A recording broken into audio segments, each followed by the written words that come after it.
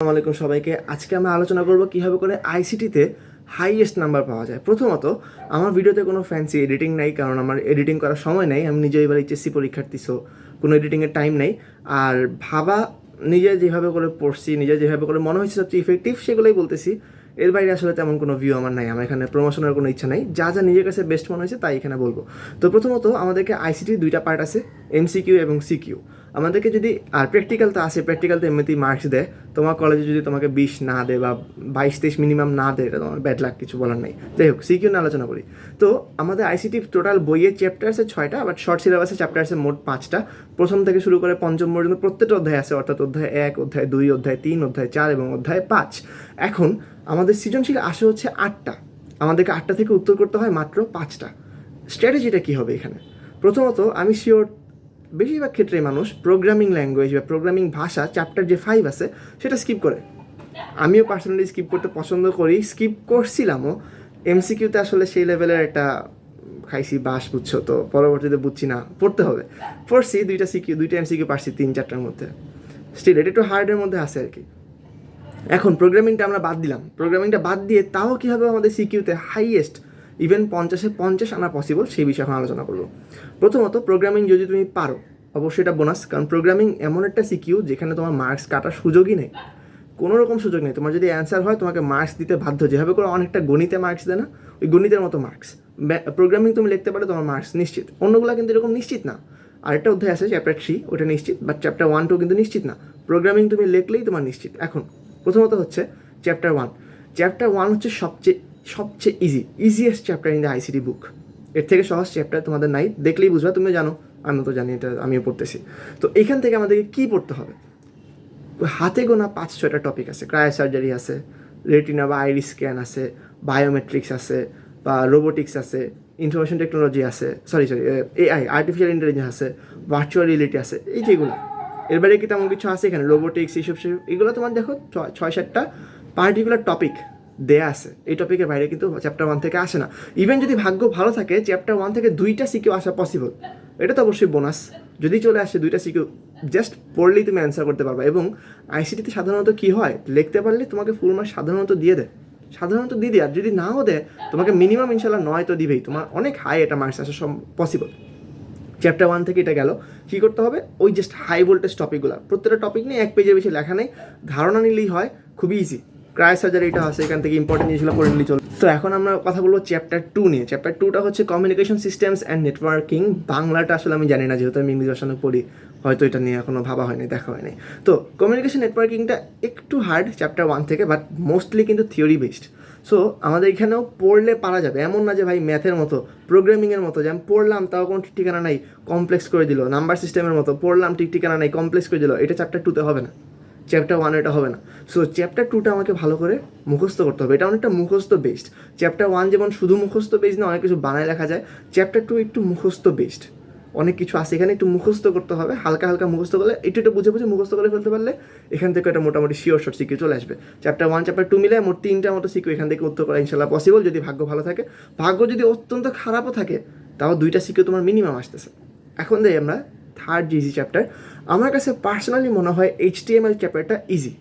অনেকের কাছে number system easy মনে হইতে পারে, আমার কাছে পার্সোনালি চ্যাপ্টার 4টা ইজি। সো আমি চ্যাপ্টার 4টা নিয়ে আগে কথা বলবো। তো আমি পার্সোনালি যেটা প্রেফার করি, চ্যাপ্টার 1 থেকে উত্তর করা, চ্যাপ্টার 3 থেকে উত্তর করা, চ্যাপ্টার 4 থেকে উত্তর করা। মোটামুটি এখান থেকে উত্তর করার পরে যদি আরও একটা লাগে, তখন আমি চ্যাপ্টার 3তে যাই। আমি চ্যাপ্টার 5 থেকে সাধারণত সিকিউ উত্তর করাটা পছন্দ করি না, কারণ এটা পেঁচা। বাট যদি একদম দেখি যে খাপে খাপ মিলে গেছে, তাহলে দিলাম। আইসিটিতে এমন একটা সাবজেক্ট যে স্বাধীনতা থাকে, যে কোনোটা দেওয়া যায়। এখন চ্যাপ্টার 4 HTML থেকে কীভাবে করে প্রিপারেশন নিতে হবে। তো HTML এর সাধারণত পার্ট আছে 2টা। একটা হচ্ছে বেসিক কোডিং, মানে তোমাকে ফিগার দিয়ে দিবে, তুমি জাস্ট কোড লিখবা। আনলে একটা পার্ট আছে, তোমাকে কোড দিয়ে দিবে, তুমি ফিগারটা আঁকবা, বা তোমাকে বলবে এখানে চেঞ্জ করো। তুমি এটা টেস্ট পেপার খুললে বুঝবা। তো এই যে সিকিউর যে ধরন, 2-3টা ধরনের বেশি নাই। আর HTML জিনিসটা কি, HTML জিনিসটা একটা গাইড খুঁজবা। আমি পার্সোনালি রেকমেন্ড করি হচ্ছে, এখানে আমার কাছে আছে যেটা পাঞ্জেরির গাইডটা। এই গাইডটা অনেক ভালো। যদি তোমার এটা এখন নাই থাকে, একান্ত কেনা না থাকে, কমেন্টে জানাইলে আমি ছবি তুলে দিতে পারি, আমার অন্যটা ভিডিওতে সমস্যা না।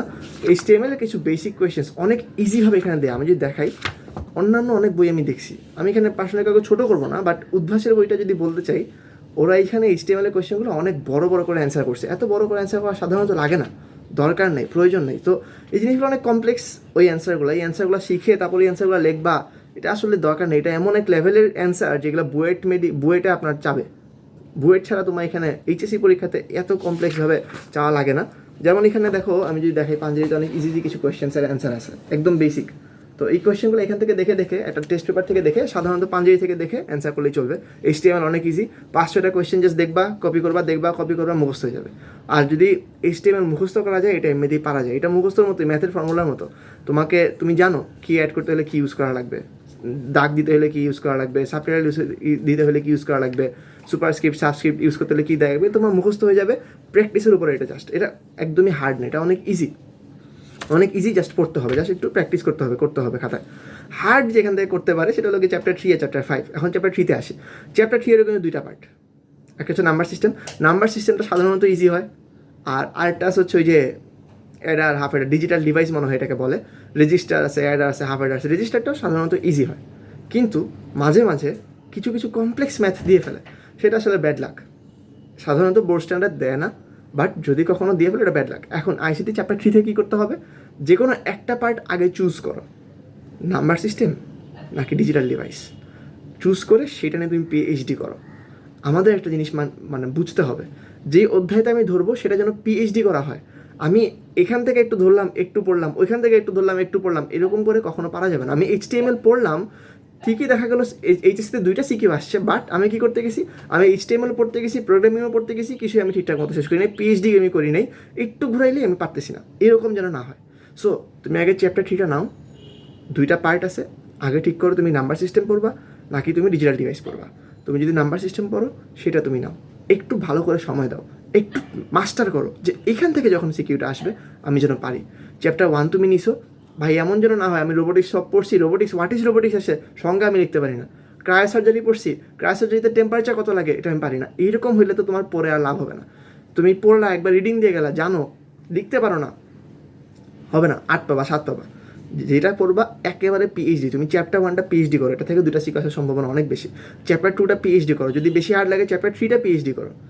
সবগুলো PhD করার সিস্টেম তো বলে দিলাম, পার্ট আছে, ইজি আছে, হার্ড আছে। হার্ড লেভেলে যাওয়ার দরকার নেই। ICT-তে প্রত্যেক চ্যাপ্টার থেকে তো 2টা করে সিকিউ আসার সম্ভাবনা আছে, 4টা থেকে 2টা আসতে পারে, বা একটা যদি মানে এরকম করে বোঝাচ্ছে কি ধরো 3টা চ্যাপ্টার থেকে তো তোমার 2টা করে আসতে পারে। তো যখন 2টা করে আসে তখন একটা সাধারণত ইজি হয়, একটা কঠিন হয়, এবং ভাগ্য যদি ভালো থাকে তাহলে 2টাই ইজি হয়। কিন্তু এটা কখনো হবে না 2টা একদম ইনসেন লেভেলের হার্ড। সো প্রত্যেকটা চ্যাপ্টার তুমি টাচ করবা, ঠিক আছে, বাট তোমাকে এনশিওর করতে হবে এই কয়টা চ্যাপ্টার থেকে আমি সিকিউ উত্তর করতে চাই, সো এই কয়টা চ্যাপ্টার আমি PhD করতে চাই। এটা হচ্ছে ওভারঅল প্রিপারেশন। এখন MCQর জন্য কী করতে হবে? MCQর জন্য অবশ্যই প্রোগ্রামিং চ্যাপ্টারটা তোমাকে রিভিশন দিতে হবে, মানে রিভিশনে রিডিং দিতে হবে।